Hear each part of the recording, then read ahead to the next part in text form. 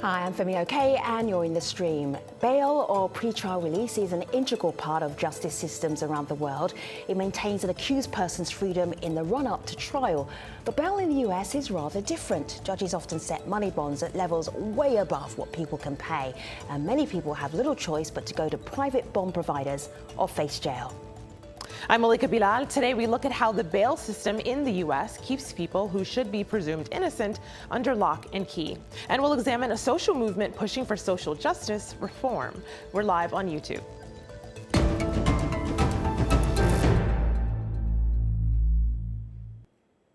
More than 500,000 people in the U.S. are being held in pre-trial detention.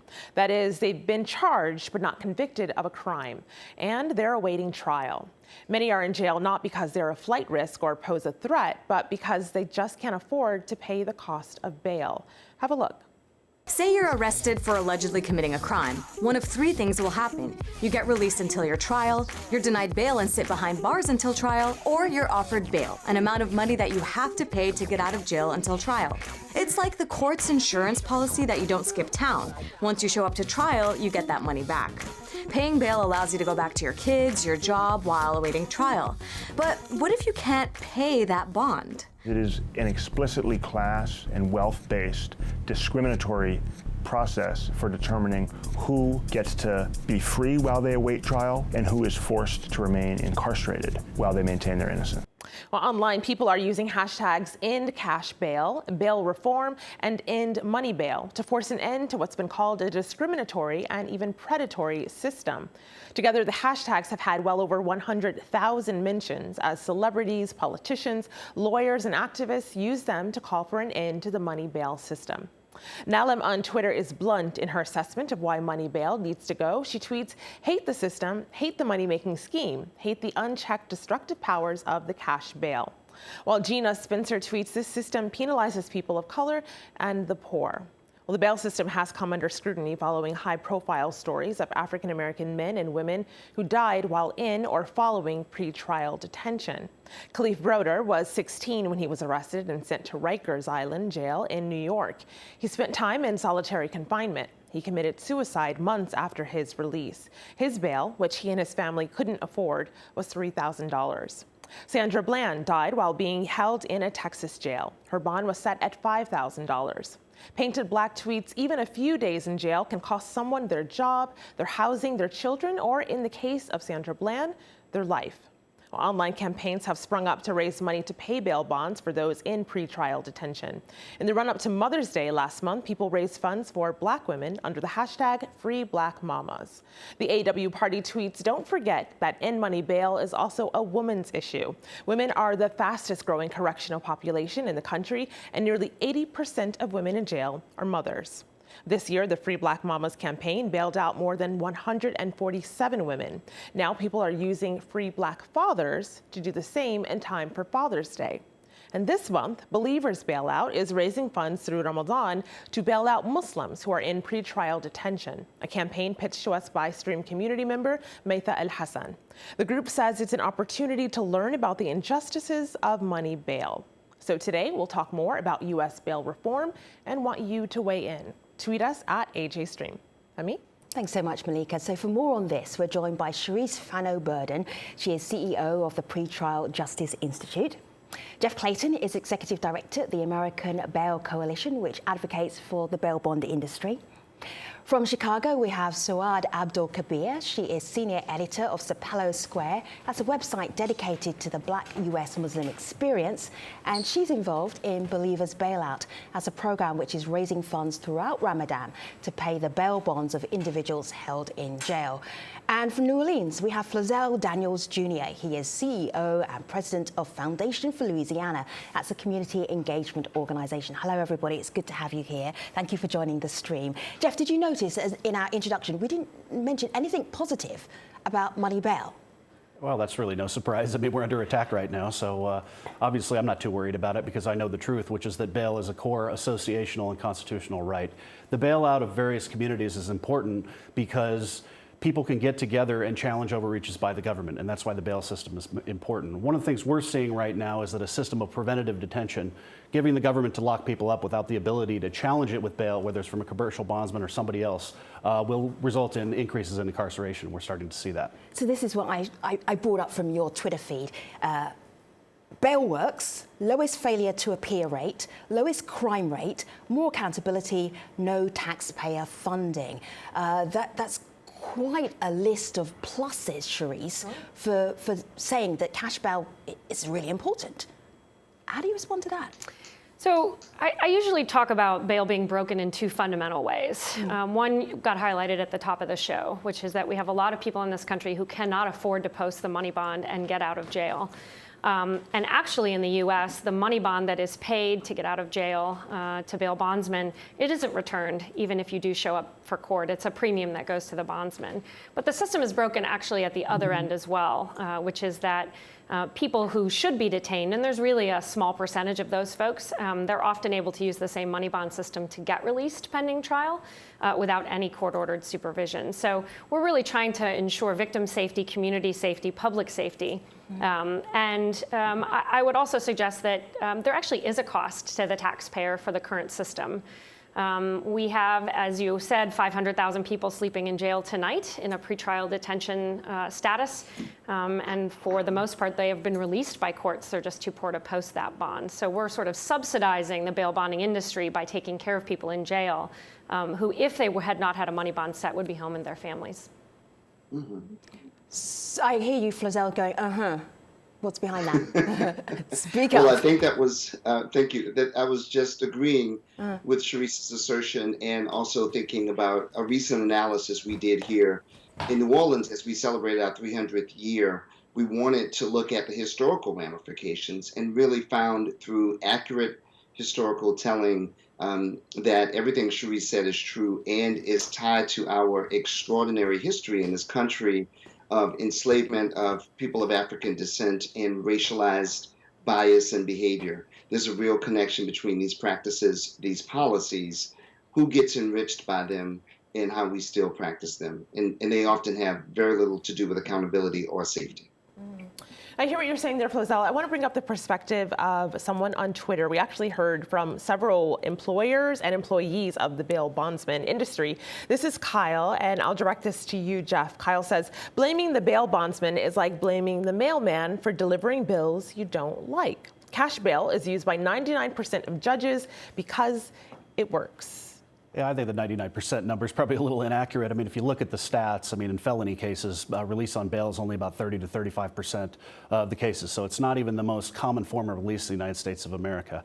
Do judges think it worked? In some cases, yes, they do. Are judges the gatekeeper on this system, and our national policy that makers the gatekeeper on the system? The answer is yes. We're not. We don't set bails. All we do is post them and help people get out of jail. So that part of it, I think, is a little inaccurate. So, Ed, I'm just trying to give our international audience a sense of the kind of impact that either having to meet a cash bail or failing to meet a cash bail actually has on communities who are either impoverished or communities of color. Can you give us an example? Yeah, so I mean, one of the things that I found, and so, getting involved with Believers Bailout for me was really once I discovered that this was happening, right? And many people talk about it like this injustice in plain sight. And so you have people, for example, there was a woman in Chicago who was in jail for sort of 14 months, right? Just because she couldn't afford to pay the bond. There's another young man in Chicago who's been in jail since 2016, just because they can't afford to pay the bond. The woman lost her business. She almost lost her child. We have people who are losing jobs, they lose family members, people who have mental health issues or health issues that aren't being addressed. And so this idea that only reason you're in jail is because you can't pay really is about you being penalized, right? Because you're poor. And when I heard that, and when I sort of discovered, initially I heard about the Mama's Day bailout you mentioned, and that really got me thinking about, what is going on in these jails, and what can we do to change it? And, the Mama's Day bill really resonated with me as a Black person, right? This idea that we're going to free ourselves, that we're not going to wait, we're going to interrupt the system in the ways that we can.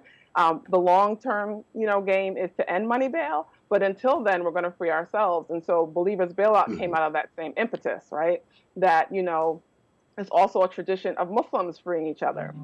And it's Ramadan, and it's a time where people, want to give and want to help each other. And so it just seemed like the perfect time and the perfect opportunity to really sort of get involved and really raise the consciousness. Because I think one of the big things about this bail system is that you really have to shift perspectives, right? People have to recognize that jail and prison actually doesn't work. This question of being effective, I mean, for what I've read, I know in DC, like Washington, DC, they don't use money bail. And 88% or somewhere around there of the people who actually, get released, come back, that they're arrest free, so this idea of bail being effective, to me seems a bit of a fallacy. And what's really effective, I think, is sort of helping communities with what their needs are, helping communities, putting the energy and money that we might give to jail to communities. Two quick points I think I would make on that would be that you can't blame the bail industry for the problems in Illinois because we don't operate in the state of Illinois. So it's not our fault of what's going on in Chicago. We have nothing to do with that. But what I would say is that Washington, D.C.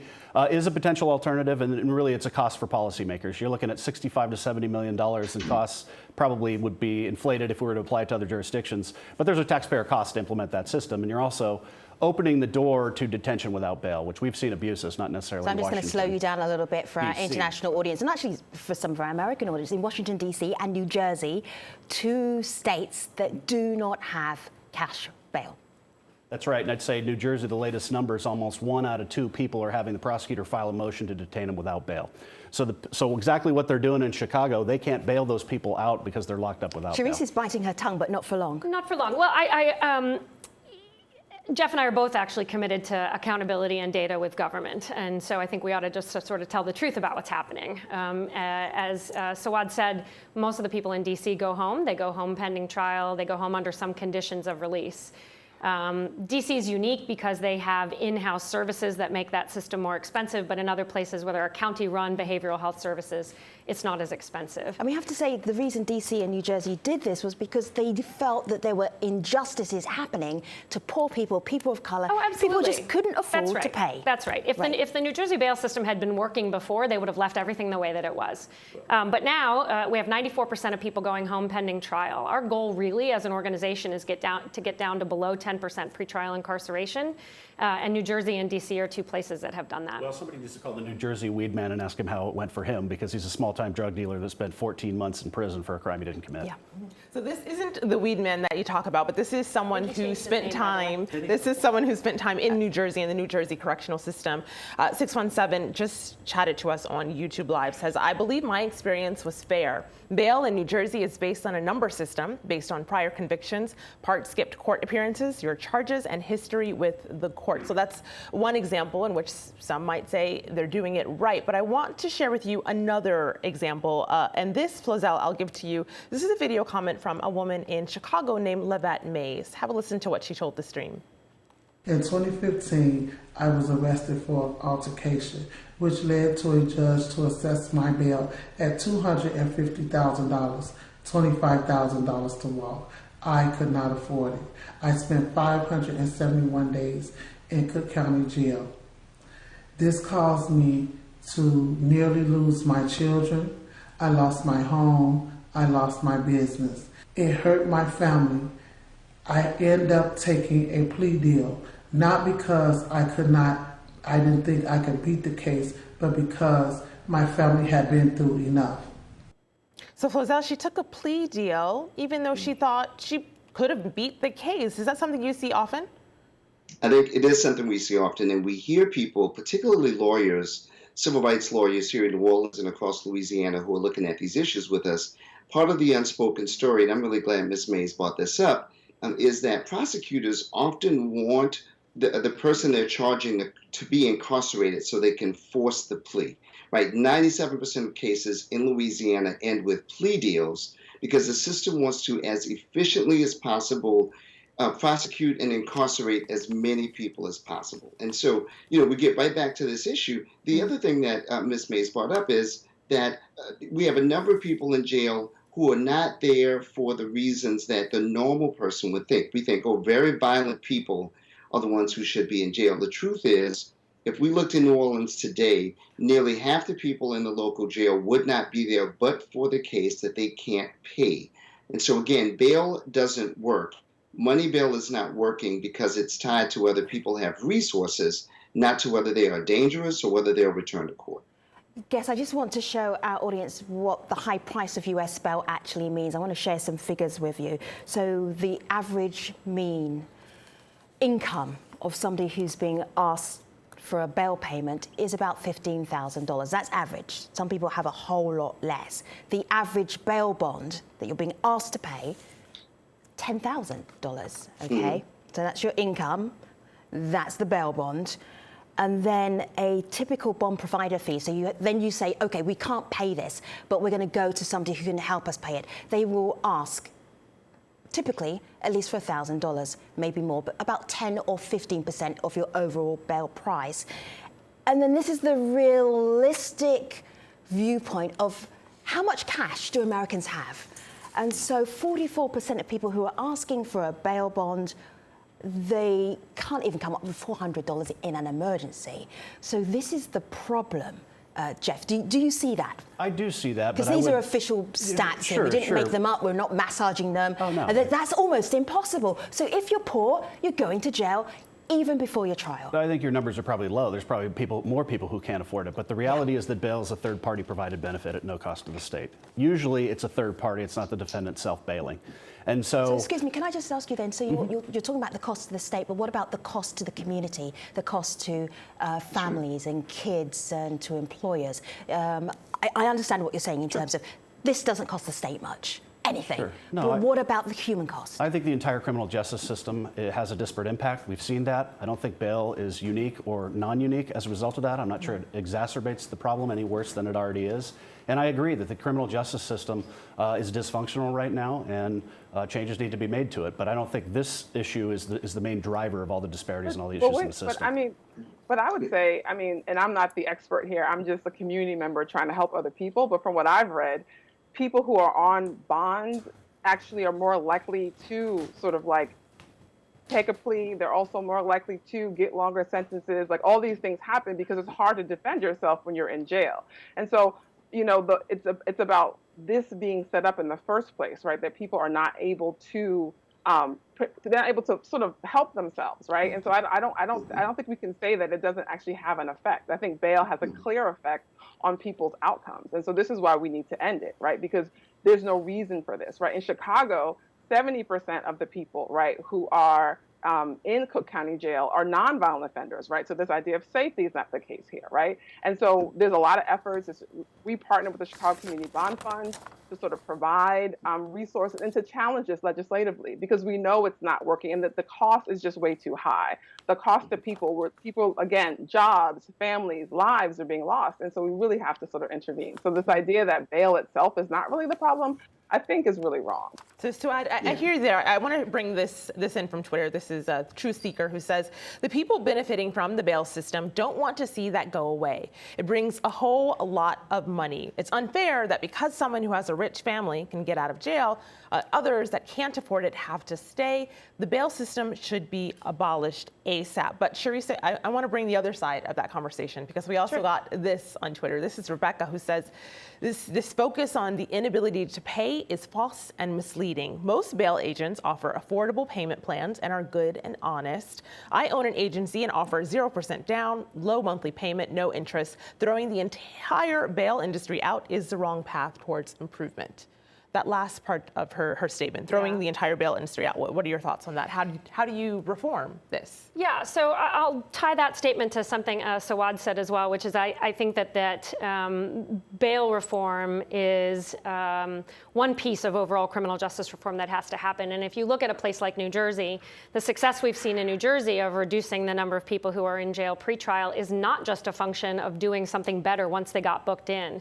They've actually reduced the number of arrests and bookings into the jail in all across New Jersey. So you have about 140,000 people last year who did not actually have to get checked into the jail or booked into the jail and go through an assessment and be potentially up for pretrial detention. So this is part of an overall reform, including assigning people counsel so that they go to these hearings represented by counsel and can maybe avoid some of the issues Sawad mentioned about people getting worse outcomes as a result of being detained pending trial. I think the main point is this. The country's worried about public safety, and money bail has no impact on public safety. And so what we're really talking about in communities is, can we help the system identify those maybe 8 or 10 people out of 100 that should go to a detention hearing and let the court decide based on evidence whether or not they should be detained. And everybody else should go home with court reminders or supports in the community and be able to participate in their own defense and potentially work through their cases that way. So, we're not trying to throw out bail. Bail is the contract between the court and the defendant. We're actually suggesting that we should be evolving past money bond. I want to show you some of the campaigning audience watching this discussion right now to actually reform the bail system. So there's Believers Bailout. Suad's been telling us about this. National Bailout campaign. Also, something that Sharice has been talking about, Pretrial Justice Institute. So there's a lot of reform or pushing for reform. Let me show you what that reform actually looks like. So on the 11th of May, Colour of Change, an organisation, and several of their partner organisations actually paid the bail for 59 mothers. Here's one of the mums. Have a look.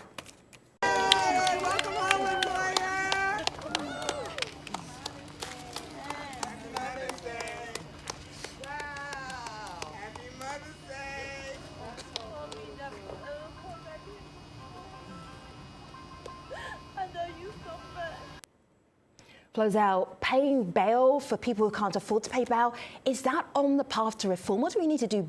Something better, something bigger? Well, I think it absolutely is on the path to reform. And what it does is it reminds the public that the storyline, the narrative that we've heard for years now is actually not true.